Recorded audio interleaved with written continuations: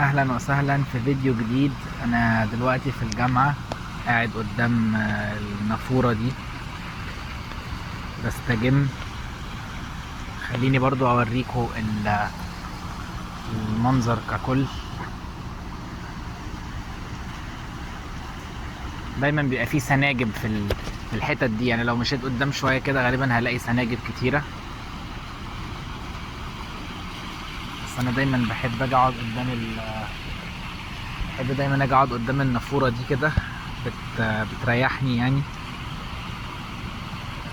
وفي الفيديو ده حابب اتكلم عن ريفليكشن كده لاخر 3 شهور دول من ساعة ما جيت هنا. ايه اللي انا حاسه، ايه اللي اتغير، ايه الحلو ايه الوحش، يعني كنوع برضو من التوثيق يعني. طيب، مش عارف ابدأ منين وانتهي فين، بس يعني اكتر حاجة انا حاسسها هنا يمكن تكون فرقة شوية عن مصر، ان الحياة هنا سريعة قوي. واليوم ما بحسش بيه. يعني انا حاسس ان احساسي as a function of time هنا بيتلاشى. بمعنى ايه؟ بمعنى ان انا اول اسبوع كان فيض من المشاعر ومن الاحاسيس. تاني اسبوع برضو نفس الكلام، كل حاجة جديدة، كل حاجة بتدخل عقلي لأول مرة، بيحصل لها بروسيسنج لأول مرة. يعني ممكن تقول ان في نيورال باثويز جديدة بتتخلق. بعدين من ساعة ما جيت الوقت بقى لما بيعدي الحاجات دي بتقل، الروتين بيبدأ يزيد، وفي علاقة عكسية ما بين الروتين تقريبا، يعني ده اللي أنا حاسه، في علاقة عكسية ما بين الروتين ومدى إحساسك بمشاعرك. تقريبا كده كل ما الروتين بيزيد وبيوصل لدرجة يعني كبيرة جدا، تبدأ المشاعر نفسها تبقى روتينية كمان. يعني أصل ما هو طبيعي مفيش حد هيحس بالملل كل يوم. يعني أتوقع في ثريشهولد معين أو في نقطة معينة من الزمن أو من تكرار الأشياء اللي لو أنت فضلت تكررها كتير قوي خلاص هي من كتر ما بتتكرر هي ما بقتش حاجة أصلا. فاهم؟ بقت كأنك تطلع إزازة مية وبتشرب. لو تطلع إزازة مية وبتشرب مهما كان الفعل ده بالنسبة لك بيسيب مشاعر معينة، فأنت علشان بتعمله كتير المشاعر بتاعته بتتلاشى. فده أول تغيير، إن مقارنة بمصر ومقارنة بحياتي قبل كده حتى، هنا في روتين أكتر، وهناك يعني يمكن في مصر لأن مثلا كان في اجتماعية أكتر. كان ممكن الواحد يقابل صحابه أكتر، يقابل ناس بيحبها أكتر. ففي حاجات زي كده كانت بتكسر الروتين شوية، طبعا مع الأكل برضه، مع فرق الأكل. يعني في مصر كان في تنوع شديد في الأكل، لكن هنا في روتين قاتل، يعني روتين ممل جدا جدا في الأكل. والأكل حاجة مهمة طبعا، لأن الأكل هو مصدر أساسي للدوبامين وهرمونات السعادة أو النيورو ترانسميترز بتاعت السعادة بمعنى أصح. فلما تثبتها وتثبت مصدر السعادة بتاعك، ما تنوعش فيه، فمصدر السعادة نفسه برضو خلاص هيبقى نو لونجر مصدر سعادة فما بايوكيميكال بوينت اوف فيو حتى. يعني كنت بحاول بس ابرر او افسر ليه هنا الروتين اكتر، مع ان في مصر كان روتين برضو، بس زي ما بقول في مصر كان في حاجات ثانوية كانت بتكسر الروتين ده شوية. انما هنا حتى الحاجات الثانوية دي ما بقتش موجودة، ما بقاش في نفس الصحاب ولا نفس الاجتماعيات، وحتى الاكل بقى ثابت. فالروتين هنا اضعاف الروتين هناك. وبسبب ان الروتين هنا عالي جدا، ده بالضرورة بيخلي المشاعر يحصل فيها تبلد، يحصل فيها نوع من التبلد، ان هو انت بتعدي اليوم وتصحى وتنام وتصحى وتنام، ومش قادر تلاقي حتى وقت تقف كده تفكر تقول انا حاسس بايه. وعشان كده انا اكشلي بعمل الفيديو ده فرصة بالنسبة لي ان انا اقف كده اقول انت حاسس بايه يا احمد؟ انت عمال تعدي الايام وخلاص مش مش بترفلكت عليها. ف يعني ده اختبار لنفسي قبل اي حاجه، ان انا اشوف انا فعلا حاسس بايه، ولو ان مش دايما الكلام بيعبر عن اللي جوه الدماغ. يعني ساعات الافكار اللي جوه الدماغ بتبقى التعبير عنها مش اسهل حاجه، لكن برضو ان شاء الله يبقى ده approximation كويس. ودي من ناحيه الروتين والاحساس بالمشاعر. ناحيه وطبعا قلنا برضو اتكلمنا اهو عن الاكل، وان الاكل هنا في روتين شديد، ولكن برضو في نقطه مهمه. يعني الاكل لو ما فيهوش روتين فهو بالضروره هيجيب مجهود اكتر، واحتمال يكون هيكلف فلوس اكتر. بس هي اهم حاجه في الموضوع ده نقطه المجهود.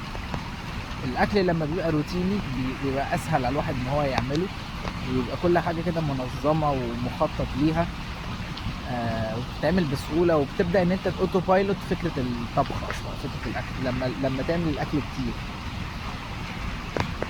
فهل انا السؤال دلوقتي، هل انا مستعد اضحي بالراحه بتاعتي ان انا اعمل اكل معين متعود عليه وسهل؟ هل انا مستعد اضحي بده مقابل ان انا اعمل حاجات معقده اكتر يمكن تكلفني كمان اكتر، بس في سبيل ان انا انوع؟ هل انا فعلا عندي القدره ان انا اقعد وقت كتير في المطبخ عشان اطبخ حاجات مختلفه، ولا اعمل الاكل السريع اللي انا بعمله اللي هو اللي انا معتاد عليه وخلاص؟ ده سؤال انا محتاج اساله لنفسي، مش لاقي له اجابه. ولكن لحد دلوقتي it seems ان اللي انا بعمله لا، هو ان انا بمشي على روتين معين وخلاص، بمشي حالي يعني. فدي برضو من الحاجات. ايه تاني؟ نقطة الاجتماعيات والصحاب هنا من اكبر المشاكل بصراحة. لان امريكا بلد دايفرس جدا، اكتر بلد دايفرس في العالم، اكتر بلد تستقبل حضارات وثقافات مختلفة. وبالتالي انت بتبقى هنا قاعد او ماشي وجنبيك ناس من كل بلاد العالم، من كل قارات العالم. وده على قد ما هو حلو، لان هو بيخليك انت مش غريب وسط التنوع الرهيب ده، الا انه وحش لان التنوع الرهيب بالضرورة بيخلق فجوات ما بين الناس في التواصل. وعلشان كده بتلاقي دايما الناس بتقرب للي شبهها. كده تلاقي هنا العرب مثلا بيصاحبوا العرب، الايجنز بيصاحبوا الايجنز، الامريكان اللي هم النيتيفز اللي هم بقى في بلدهم يعني برضو بيصاحبوا بعض في الاغلب. فانت بتلاقي في الاخر ان انت حواليك ناس متنوعة جدا، بس انت برضو في النهاية مش هتقرب لهم، لانك مهما تقرب لهم ومهما تتكلم معاهم ستيل 20 سنة او اكتر من الحياة اللي كل واحد عاشها بلايف ستايل معينة بافكار معينة خلقت فجوة كبيرة جدا لا يمكن تغطيتها او لا يمكن ملوها في كام شهر او في كام سنة حتى. بمعنى ان لو حد عايش في الصين طول حياته وانا عايش في مصر طول حياتي، ازاي هنيجي نتلاقى فجأة؟ مستحيل، لان اللغة مختلفة، واحنا اصلا يا ريت كل واحد حتى بيتكلم بلغته وبنترجم لبعض. لا، ده احنا استقرينا كده واتفقنا ان احنا هنتكلم بلغة في النص، ولا لغتي ولا لغتك. فاللي هو الموضوع صعب، يعني الموضوع فعلا صعب. والفكرة ان انت حتى لو قربت لناس عرب وناس مصريين مثلا، او في حالتي انا يعني انا اللي قربت، فالموضوع برضو مش اسهل حاجة، لان هنا الناس شرسة، او مش عايز اقول كلمة شرسة، عايز اقول الناس هنا بتحط مصلحتها رقم واحد.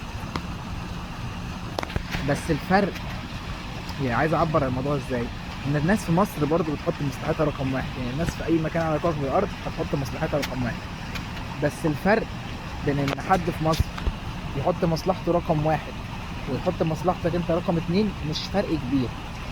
يعني مصلحتك انت بالنسبة له تهمله اقل من مصلحته بحاجة بسيطة. انما هنا بقى ايه، مصلحته هنا كده ومصلحتك انت هنا، يعني مصلحتك انت تحت خالص، ما فيش. ف... فدي من الحاجات طبعا الرخمة، الحاجات اللي يعني تفرق جامد، لان في مصر هو هيهتم لمصلحتك، انت هتبقى فارق له. دي طبيعة الثقافات الشرقية. بس هو لما يبقى عايش، يعني هتقولي طب ما هو مصري هنا، هو نفس ثقافته؟ لا، اقول لك لا، اقول لك لان العيشة هنا بيصاحبها نوع من عدم الثقة والشك في الناس، لانك انت في بلد غريبة ومش ضامن الناس، ومش حواليك اهلك، ومحدش هيجيب لك حقك غير نفسك.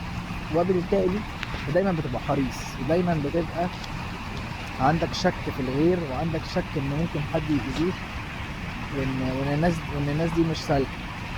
وبالتالي لما كل واحد فينا، او كل واحد مصري او كل واحد عربي يتبنى نفس الفكر، هتلاقي بالضرورة اتخلق حالة من الايه، اللي هو قشطة انت حبيبي كل حاجة، بس at the end of the day انا كل اللي فارق لي نفسي وخلاص.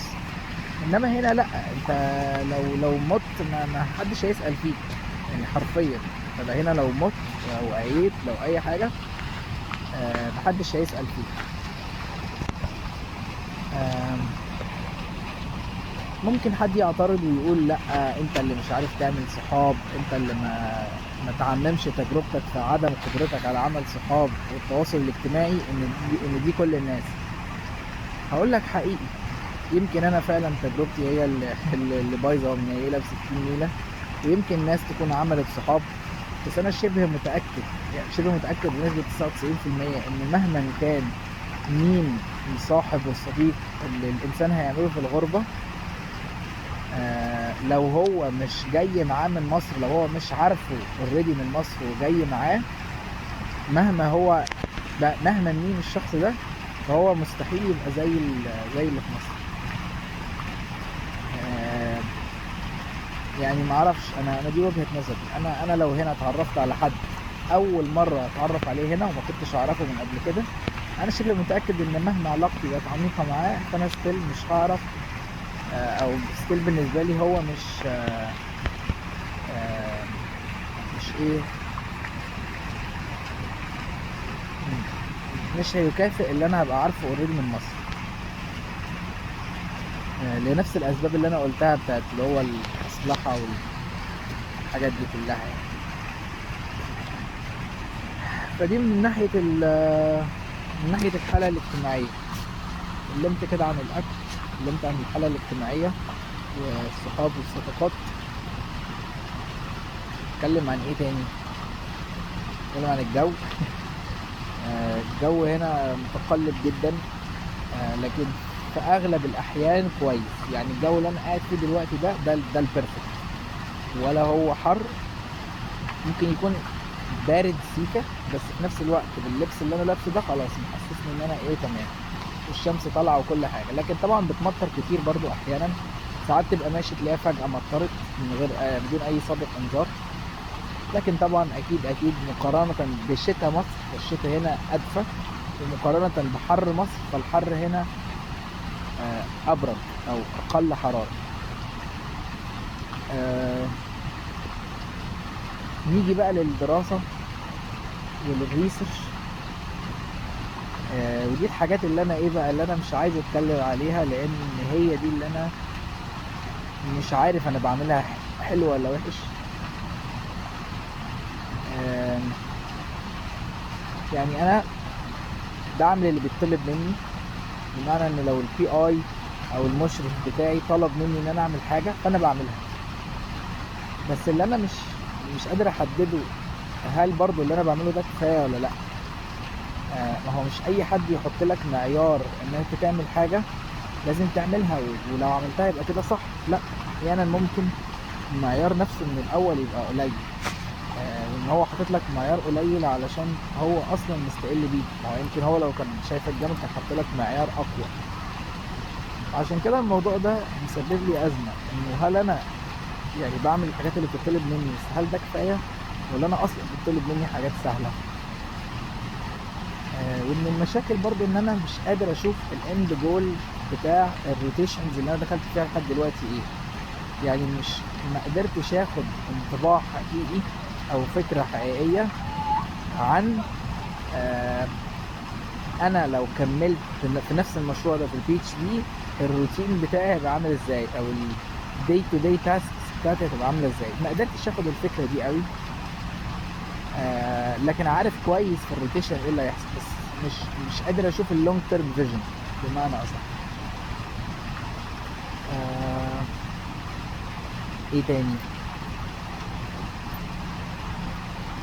برضه من الحاجات اللي انا حسيت بيها هنا، ان الناس اللي حواليا 99% منهم بيشتغلوا ويت لاب وفاهمين موليكولر كويس، وانا ال1% اللي بيشتغلوا كومبيوتيشنال وما عندهمش خبره في الويت لاب قوي. وطبعا حاجه زي كده برضو عامله لي مشكله نفسيه شويه الصراحه. يعني انت لو هتفكر في الموضوع بكونسبت اللي هو كل واحد كويس في حاجه، وان خلاص انا كويس في اللي انا بعرف اعمله، فانا مش لازم اصلا ابص للناس، لان هي مقارنه غير عادله. انا بقارن نفسي بحاجه هم جات تريند فيها، وبقول ان انا اوحش منهم، لكن في نفس الوقت مش ببص واقول ان هم وحشين او مش كويسين في اللي انا جات تريند عليه. بس الحقيقه انه لا، انه انا مش عايز اضحك على نفسي، مش عايز افكر بالشكل ده، لان في ناس اوريدي بتعمل الاثنين. يعني في ناس لقيتها بتعمل ويت لاب او اساسها ويت لاب، بس لو اديت لها حاجه كومبيوتيشنال او حاجه بايوانفورماتكس هيعرفوا يعملوها عادي. فده بقى يحسسني ان اللي انا بعمله هو اللي سهل والويت لاب هو اللي صعب، مع ان انا في الاول كنت فاكر لا، فاكر ان الويت لاب مجموعه خطوات ريسيبي الشخص بيمشي عليها وخلاص، والموضوع ما فيهوش تفكير قوي وبتاع، وان الكومبيتيشنال هو اللي صعب. بس لا، الحقيقه انه الاثنين صعبين، بس انا شايف ان it is easier for someone to learn to do computational or bioinformatics than it is for someone doing computational and bioinformatics to do wet lab. او مش عايز اقول easier برضو علشان ما بقاش بتكلم غلط، عايز اقول ان لما بتكبر في السن وبتتعلم حاجة بيبقى صعب انك تتعلم الحاجة التانية، بس الصعوبة دي اكتر في ان انت تتعلم computation. يعني عايز اقول احساسي والله اعلم ان اصعب حد يتعلم ويت لاب على كبر مقارنة بان حد يتعلم كومبيتيشنال على كبر. وكبر دي ما اقصدش بيها 70 سنة، لا اقصد بيها اللي هو يعني ايه، في نص الكارير، اللي هو لا تعلم ويت لاب من الاساسيات، وبعدين في نص الكارير ممكن تشفت وتتعلم كومبيتيشنال ومحدش يقول لك حاجة. بس العكس صعب ليه؟ لان في اساسيات كتيرة قوي، يعني هيبقى عيب عليك تبقى 30 سنة ومش عارف تعملها، مش عارف تشغل الاوتوكليف ازاي، مش عارف تعمل ستيننج بتاع الجل الكتريسيس ازاي. الحاجات اللي انا اتفاجئت ان انا ما عنديش اي خلفية هي بتتعمل ازاي، وحاجات بسيطة، حاجات اصلا مش الكور بتاع التجربة. الكور بتاع التجربة حاجة تانية كبيرة، بس دي خطوات روتينية في التجربة.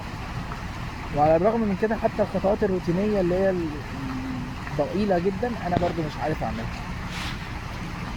فدي من الحاجات اللي حسستني ان انا ايه برضو مش مبسوط قوي، ومحتاج اتعلم وناقصني كتير، واحساس بقى الامبوستر سندروم والكلام ده لسه لحد دلوقتي بحسس بيه يعني وبمر بيه.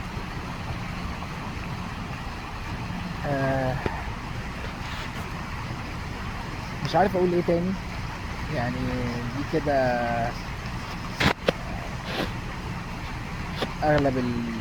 اغلب الحاجات اللي ممكن اتكلم فيها اللي بتعكس التجربة بتاعتي في ال3 شهور دول، واقل من 3 شهور يعني. بس يعني لو لقيت مواضيع تانية اتكلم فيها ممكن دي نعملها بقى في بارت 2 يعني ان شاء الله. شكرا، سلام.